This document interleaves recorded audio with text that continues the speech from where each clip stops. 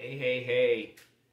Welcome to Games Vitae. I'm Mod J, and today we are talking about crowdfunding. Before we do, please click on the subscribe button and stay tuned with all of the latest videos that I'm going to be posting about board games and people who play them. Alright, so what is crowdfunding?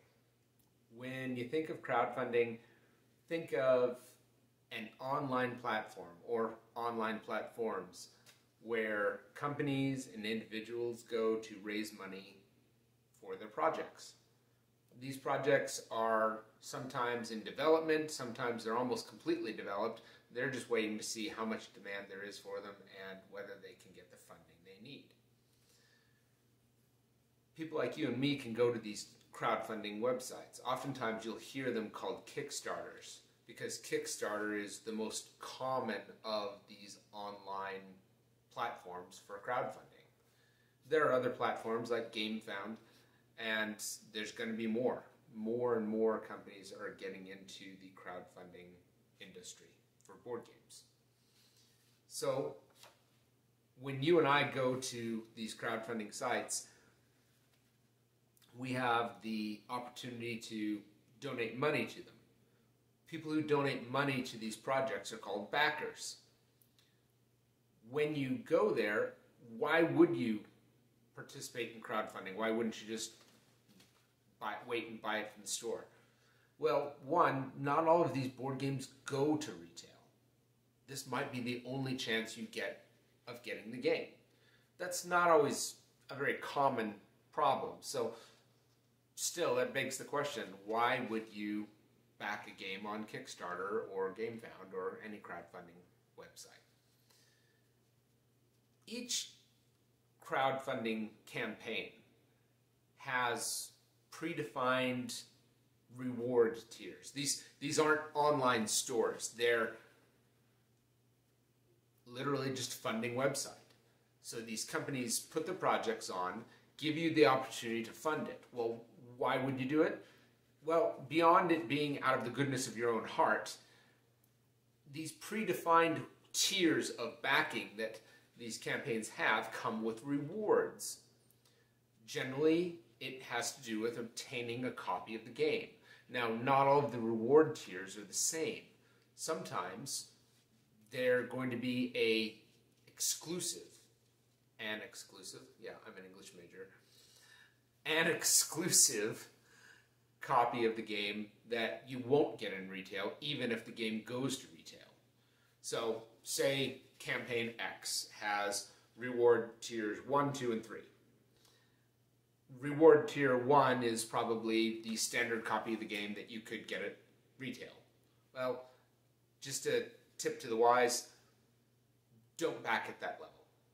If it's going to retail, wait for it to go to retail. Generally, it's cheaper, and if it isn't, well, that's one of the exceptions. Reward level 2 is generally a deluxe version of the game, a version that may go to retail, or you might be able to get the components that go to retail, but it's a version of the game that is generally has better components, sometimes exclusive content, and a lot of bells and whistles that go with it. Reward level 3, and this is a generic thing, all campaigns are different, but reward level 3 would be what they call an all-in version of the game. All-in versions generally have all the content listed in the campaign and then some. Sometimes campaigns have what they call add-ons. Add-ons generally don't come with any version of the game. You have to pay extra for them. The all-in version would include that, and naturally that would be a higher reward level. So when you back a Kickstarter and you become a backer, you are looking to obtain a copy of the game. What happens if you can't decide? Well, the reason I say that is that each campaign has a time limit. It's not on forever. It's only on for a limited amount of time. And you have that set limit of time to decide whether you're going to back a game. and they're not standard. Some of these campaigns last a week. Some of them last 2 months.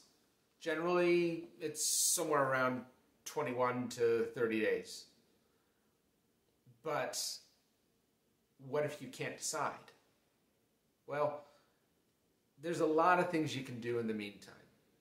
During that 21 to 30 days, sometimes it's less. Like I said, I've seen it as short as a week, and that's because they knew they had a hot product on their hand. But if you have that time, and life is busy, you're going to have to do this in the spare minutes that you have, not the spare hours that you have. When you have a game that you can't decide on Kickstarter or GameFound or any other site, you have to look into it. And even after you've looked into it, and I'll talk about that in a minute, and you still can't decide, there are some options. One, there's generally a pledge level in these campaigns called, some odd name related to the campaign, but it's to pledge $1. If you pledge $1, more often than not, I've never really seen it where this didn't happen, it gives you access to the campaign after it closes, just as if you were a full backer. Which means almost all the time, it gives you access to the pricing that was present during the campaign. Not always. I've seen it where that wasn't the case. But if you pledge that $1, that gives you access to the pledge, and you'll be able to have more time to decide. Another thing you can do is you can wait for what they call a late pledge. The campaign ends, you didn't pledge a dime. All of these companies, I've never seen them not do it, but all of these companies seem to have a late pledge opportunity. These late pledge opportunities sometimes have the exact same price as they did the campaign. More often than not, they're higher. Some of them, just minimal amount. Others, a lot more. So you run that risk if you go late pledge. That being said, if you do late pledge, you kind of get to hold on to your money a little longer. The big point of this is to make sure it's something you really do want and you think you'll enjoy, which means you have to do a little research, and we're going to get into that. Each campaign has a funding goal and, like I said, a deadline to achieve it. If the campaign hits this funding goal, it'll likely go to fulfillment and they'll end up shipping you a copy of your reward. But not always. Some of these companies hit the goal or are on pace for hitting the goal, and they cancel mid-campaign. That's because of a few factors. One, they thought that they were going to do better than they had at that point of cancellation. I've seen a few companies cancel when they hit their goal, but they really expected to rocket on funding, and they don't. So they cancel and go back to the drawing board to see what they can do to make the campaign better. Another reason that they cancel is because they aren't going to fund. And they, like I said, go back to the drawing board. If they don't cancel and it hits funding by the deadline, that means they're going to go to fulfillment, the copy of the game is going to get shipped, and it moves to the next phase of the campaign. Once the campaign ends and the project funds, you're going to be charged within minutes of after the campaign ends. So be prepared for that. If you pledged $100 or more for a game, once that campaign ends, you're going to be charged like within the first 1 or 2 minutes, and you'll see that on your credit card. Another thing that you might want to be aware of, what if you have buyer's remorse? It funds and you start thinking about it and you say, yeah, I don't think that game's for me. Or for whatever reason, maybe you don't have the money anymore. Maybe something happened. Regardless, this is something that make sure you look into the game beforehand. Namely, each campaign has a little section that says frequently asked questions, or FAQ. Look into that. A lot of times they'll list the refund policy in that section. A common policy that these campaigns have are within the first 10 days or so, you can get a full refund. That's because Kickstarter, at least that's how Kickstarter works. I've never used GamePound, but Kickstarter has a policy of once the campaign funds and it ends, they pull all the money and they hold on to it for the first 10 days. They don't release it to the campaign, to the company, until then. During that time, no fees have been collected, which means the company can theoretically give you a full refund. Now, not all companies do that. They'll still charge you fees, but most of them do. I've only ran into one or two that don't do that. If you decide to get a refund, make sure you look into that frequently asked questions section of the campaign. But more often than not, if you ask for a refund within those first 10 days, it shouldn't be a problem. If you ask later than the 10 days, they'll probably still give you a refund, but it will be minus a certain percentage, because Kickstarter and these other crowdfunding websites take a percentage out of the funding of the campaign. That's how they make their money. So after that period of time, generally after 10 days, the company will still provide a refund if that's their policy, but it'll be minus those fees, minus the percentage that Kickstarter takes and any processing fees, like from the credit cards and things like that. So be aware of that. Buyer's remorse is real. I've backed out of a few projects, some of them before the campaign ends, one or two of them after the campaign ended. And you just got to be aware of what those policies are and be prepared to take a small loss if that's the case, or maybe not at all, depending on the company that's doing the crowdfunding. The campaign funds, and now the wait begins. Some of these projects fund a year or more out from fulfilling the pledge. So if you are waiting for your reward and wanting to get it by X amount of time, you got to make sure you understand the deadline. A lot of these campaigns will show you the timeline for fulfillment post-campaign. So make sure you understand their timelines and know that getting it earlier than the timeline is actually quite rare. There's so many things that the company has control over and a lot of things that they don't have control over. So keep that in mind. Know that once you've finished backing a campaign and it goes to funding and then moves on to fulfillment, you've got to wait in front of you. Pay attention to the campaign, look through it, understand what the timeline looks like, and always expect it to be delayed. Right now we're going through a shipping crisis, and that's a subject of a whole other video, but know that that's something that's out of the control of these game companies. These game companies originally planned on shipping costs of all of their games to be about, say, $5,000 to $7,000. Right now they're being charged as much as $30,000 or more to ship their games. So know that delays aren't always on the part of the game company. There's a shipping crisis going on right now. There's nothing these companies can do about it, and they're actually, some of them are taking a loss on the game.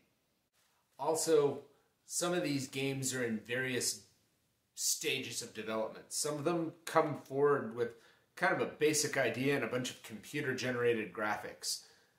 That means they're still playtesting it. I've seen a couple of campaigns that I was involved with and then I got out because it's like, wait, these guys are not, they don't even know what they're doing. They're still playtesting and making adjustments to the game right in front of me. And don't get me wrong, that happens in games, but these were wholesale changes. And I thought to myself, that's not what I'm ready for. I don't feel like that's a polished enough product for me to back. I want a polished enough product such that I know what I'm getting into enough to say, yeah, I'm comfortable with that. So all of these projects are in different phases of development. Some of them are still in playtesting. Some of them are practically ready for production. Just be aware that that's part of the reason why there's such a long delay in getting the game to you after a campaign ends. Sometime after a campaign ends, it's going to go to what they call a pledge manager. Pledge managers do a few things. First thing they always do is they verify your address. Another thing that they do is they verify what pledge you committed to and give you the opportunity to buy other things that were already in the campaign. So in other words, if you passed on an add-on and you decide, you know what, I really do that, generally it'll be available in the pledge manager.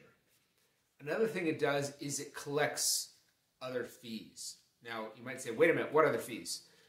Well, each campaign has a few things that they have to charge. And if you didn't know this, always pay attention to the campaign. It'll always list this. Shipping is one. Shipping, generally they'll have a list of places around the world that they'll ship to. Pay attention to that. If you live in a place that they don't ship to, don't pledge because you won't get the game. The shipping chart will have estimates of what shipping will be for your pledge tier. Other things that they'll collect are taxes. If you live outside the United States, you will have what they call VAT. I don't know if other places on the continent charge that or not. I don't have to deal with that in my case. But in other places of the world, namely Europe and other places, they have what they call VAT, which is value added tax. Value added tax is a tariff. Sometimes I've seen it as high as 20% of what your pledge was, which when you're dealing with a $100 pledge, that's significant. So be aware of that. If you live in a place where they charge VAT, know that that is going to be added to your pledge and you have to budget for that. There's no sense in breaking the bank with fees that you weren't aware of. Do your research on the campaign, read through the whole thing, know if you'll be charged that, know what the shipping charges are, and you'll make your life a lot easier. Remember, you can add things on to your pledge. When you add things on, that's going to be added on in the pledge manager and you'll pay for it then. Sometimes they add things onto the pledge manager that weren't available in the campaign, and it gives you a whole new process of having to figure out, ooh, do I add that or not? So some of them are really cool perks. Some of them are actual added content to the game, not just added bells and whistles that make the game prettier, but actual gameplay can be added on in some of these things that you can get through Pledge Manager or other add-ons during the campaign. Like I said earlier, Pledge Managers launch anytime after the campaign. Sometimes it's immediate, sometimes it's weeks later, sometimes it's months later. And they stay open for an indeterminate amount of time. But pay attention to the emails that you get from the campaign. They'll tell you when the Pledge Manager is closing, or at least give you a warning that it's closing. It's important that you do what they say in the Pledge Manager. They'll send out a survey, and that survey is to verify your address, to collect any shipping fees and taxes. If you don't fill out the survey, you may not get the game. So do what it says before they close the Pledge Manager. When they close the Pledge Manager, it's a hassle. And it's very possible you either won't get the game or it'll be even more delayed than having to wait the time that it was listed in the time frames in the campaign. How do you know what games to back? This is where the research comes in. Most of the good campaigns have videos of content creators like myself that get pre-production copies of the game or preview copies of the game that they go through the game, they talk about it, they talk about the mechanics of the game, they talk about the quality of the pieces. Now, mind you, they'll always give a disclaimer saying this is a preview copy of the game, this is not the final version. So be aware of that when it comes to that. More often than not, they'll focus on the mechanics of the game, the gameplay, how it's played. And it'll give you a good idea of whether it's something that interests you or not. Some of these game videos can be very short. Some of them can be very long. I've seen them be as long as an hour and a half or more. And yeah, I've watched them, but I haven't watched them all in one sitting. There's so much that you can do to inform yourself about these games that will make it easier for you to make a decision and make a good decision. It's easy to get caught up in the hype of a campaign. Some of these campaigns have professional campaign designers. They hire another company to design their campaign page on Kickstarter. So it's easy to get caught up in all the bells and whistles and not really know what the gameplay is about. Don't fall into that trap. If you fall into that trap, you'll get a game that might fit the bill or it might not. Don't run that risk. It's also easy to get caught up in FOMO on Kickstarter, especially if the game isn't going to be available at retail. Then you run the risk of, oh, what if it's a great game? Then I won't get it. Well, again, it pays to study it out, find out what's worth it to you, how much you're willing to pay for the experience that you'll get. Keep track of campaigns that you've been interested in. If you've passed on another for one reason or another, and then another campaign comes up and you're saying, should I pass on that? And it has some similarities between the campaigns that you've passed up, take a look up and see why. Why did you pass on those opportunities? And see if it applies to the new situation. If it does, then you might want to say, you know what, there are other games that I'd rather get. Not all games have to be off Kickstarter. It's just one area that we're focusing on today to help you understand what a resource it is. Also, backing a project makes it that much easier to back another one. The first project I backed was a pretty big project, and it made it that much easier to back another one.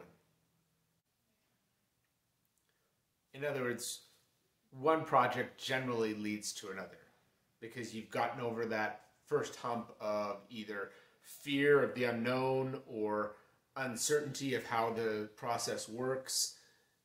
It just makes it more likely that you'll back in the future if you see a game that you like. Lastly, there's an addictive quality to crowdfunding board games. Not only are you looking at the latest and greatest that the hobby has to offer, the delayed gratification has the effect of keeping you hungry for what else is out there. Keep in mind that that excitement that you had during the campaign that you backed dies off, and you're saying, oh boy, now I have to wait 6 months to a year and a half. And there's a tendency to go out there to look for a new board game to fill that void, even though you haven't gotten the first board game. Keep an eye on your finances. Only spend money on these Kickstarters that you've set aside for board games and entertainment. Remember, having all these board games isn't much good if you don't have a roof to put them under. I'd like to take you through the websites that crowdfunding uses for board gaming. Okay, so this is Kickstarter. Kickstarter just went to www.kickstarter.com. If you want to look at another website that does crowdfunding, here's another one. GameFound. Not even www. I just went to gamefound.com. I'm sure there's a www in there somewhere, but gamefound.com is another one. They're set up differently, so you just kind of need to get a feel for how each one's set up. I'm most familiar with Kickstarter, so let's look at that. Kickstarter isn't just about games. Kickstarter is about any project that anybody can come up with. They can start a project there and you can go and crowdfund it. So let's look into finding games on here. So let's go over here to, let's go click on Discover in the upper left there and scroll down and look at categories. Categories, there's games. You click on games, that looks like all of the things that you have about games. All game projects, gaming hardware, live games, mobile games, playing cards, puzzles, tabletop games, video games. I always go to tabletop games, obviously, because that's what I'm interested in. And boom, I have all of the tabletop games that are currently funding. And I could just keep going through and keep going through. Oh, load more. Look at that. There's more. And I can just keep looking. Let's look at some projects that I've funded or backed. Here's a project called Tinner's Trail. Tinner's Trail, let's see here. When did it post?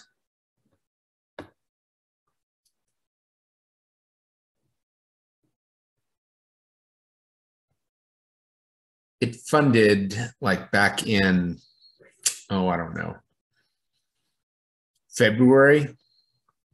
Tinner's Trail funded in February. I got intrigued by this game because it's designed by the designer of another game that I want. And I followed along and I saw what the video was like, or I saw what the game is like by watching some gameplay video and studying the campaign page. And I thought to myself, I really kind of like that game, but I was still kind of, in between. I almost pledged $1, but by the time I wanted to pledge $1, I just couldn't get it done in time. So I'd have access to the pledge manager. But what I ended up doing is I ended up doing a late pledge. This button here used to say late pledge. So I'd go to there and I late pledged it. The late pledge was slightly more expensive. And if you'll take a look at this really quick, something I wanted to point out earlier is that not all of these projects are asking for money in US dollars. And you need to make sure you understand that. If you pledge 33 pounds to back this project, that's more than $33. So don't think, oh, $33, that's nothing.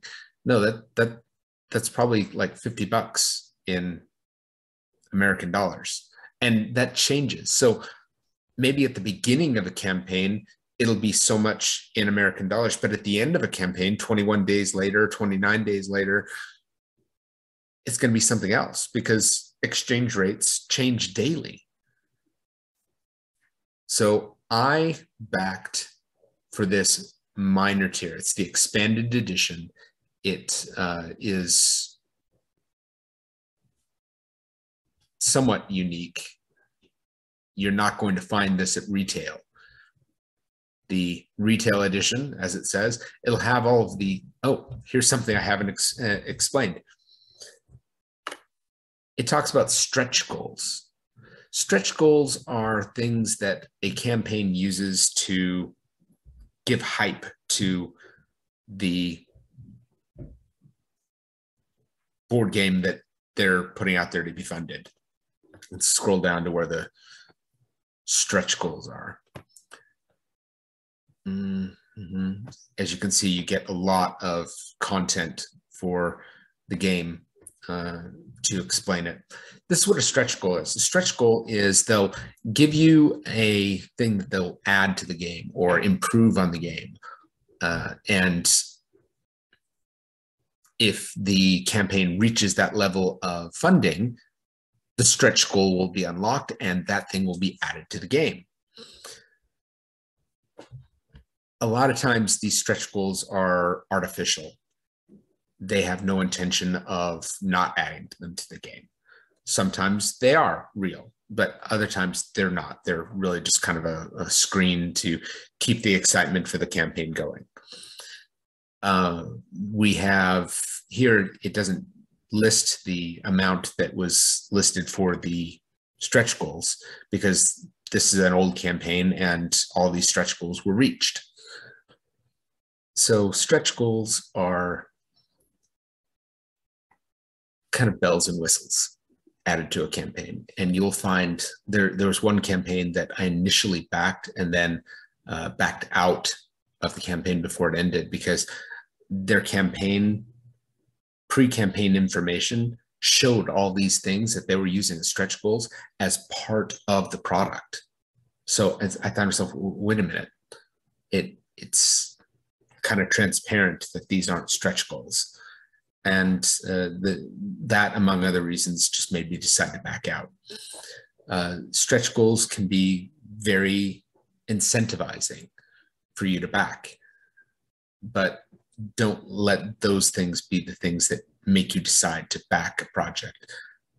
Look at the whole picture, because if you are spending a lot of money and you're not really getting a lot in return, either in gameplay or in quantity or in quality, don't back it. Use what you know about a campaign, about the product, about the board game, to help you decide based on a full picture, not on snapshots of stretch goals or snapshots of the glitz and glamour of a campaign page. As you can see, this isn't just a wall of text. These are a lot of graphics and pictures, things that explain things about the game. And it just keeps going. And this is actually one of the shorter campaign pages that I've seen. But as you can see, it just goes on. And a lot of them, they'll give you the opportunity to print a version and play it at home to see if you like it. That's a real advantage. You can print and play a game that you're looking at backing. You can go on a tabletop simulator.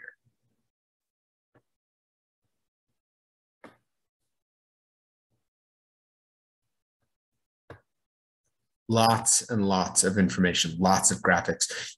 At this point, if you took your time on this, you would have seen everything involved in this page.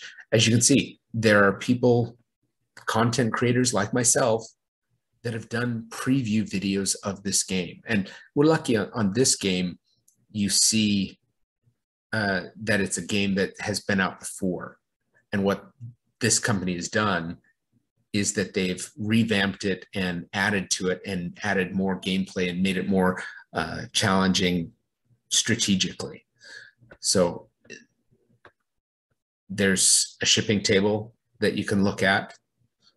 And again, shows it in pounds here for UK, but here they translate it to dollars, which gives you a better idea of what you're spending. Just keep in mind that for these foreign currencies, it'll generally be in pounds or euro. I've seen it in Canadian dollars too. Generally Canadian dollars, if you're spending $50 in Canadian dollars, you're spending less than that in American dollars. So that's a little bit easier to grasp. But just remember, don't get lost in the currency. Pay attention to how it's being charged and make sure that you inform yourself by going to a currency converter and seeing how much you'd be spending so that you're not stuck with a bill that you're not willing or able to pay. Oh, see right there at the bottom, this campaign actually started in January and ended in February. It was a 24-day period. And the estimated delivery was going to be in September of 2021. And like I said, just tons of information on these pages. If you get a campaign that doesn't have a lot of information and it's really sparse, and there are some, generally they're smaller companies, smaller studios that produce games.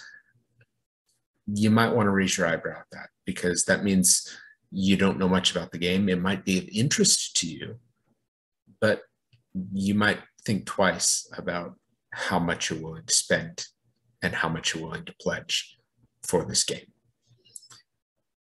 So here's another example. Let's go back to the top here. Like I said before, this button said late pledge. Now it says pre-order. And as you can see, originally during the campaign, the expanded edition, which was kind of a more exclusive to Kickstarter, was available for £43. Well, when I got on for late pledge, it had raised to £46. So I said, okay, great. But I wanted it bad enough that I decided I was going to do it. You go there now, they're charging £55. So even between late pledge and now, it's gone up nearly £10. And that's significant. It's getting to the point now that I don't think I'd buy that game. That's too expensive for me for what I feel like I'm getting. But that's something you need to be aware of. The difference between campaign pricing to late pledge pricing to post late pledge pricing. It makes a difference. And, you know, when it comes to that, maybe there's some FOMO there that's legitimate. Do you want it bad enough to save some money? Okay, maybe. This expanded edition is only going to be available on their website. It won't be available retail. So when I got the expanded edition, I paid nearly £10 less, which translates into more than £10, or more than $10, sorry. So anyway, that's what it's like to go through Kickstarter and look at crowdfunding games. Okay, I've taken you through the ins and outs of crowdfunding and Kickstarter specifically. I showed you a project that I backed back in, well, actually not that long ago. I backed it over the summer. I late pledged it. So now I'm going to open up the box. We're going through from start to finish, and this arrived actually quite a while ago, but I've been waiting to open it to show you on film from beginning to end. So this is not the first Kickstarter I backed. This is one that I actually recently backed, relatively, but it came end of August, beginning of September. I think it was beginning, mid of September. So it's been a while, and it's about time to open it. So here we go.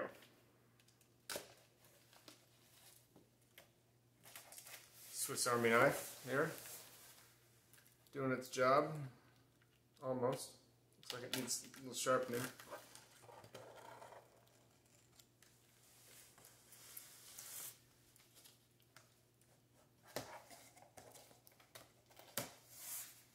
All right. Might need this again, so we'll just keep it handy.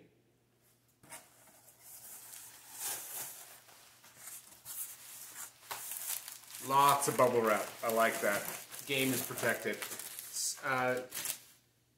These companies should take pride in their game. So if your game isn't going to come protected, what's the point in getting it? You might as well wait till retail.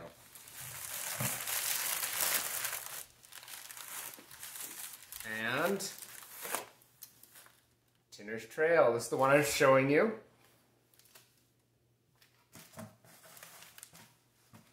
This is the Kickstarter edition. That's why it's got the little K on it. It shows that I am a Tinner's Trail backer.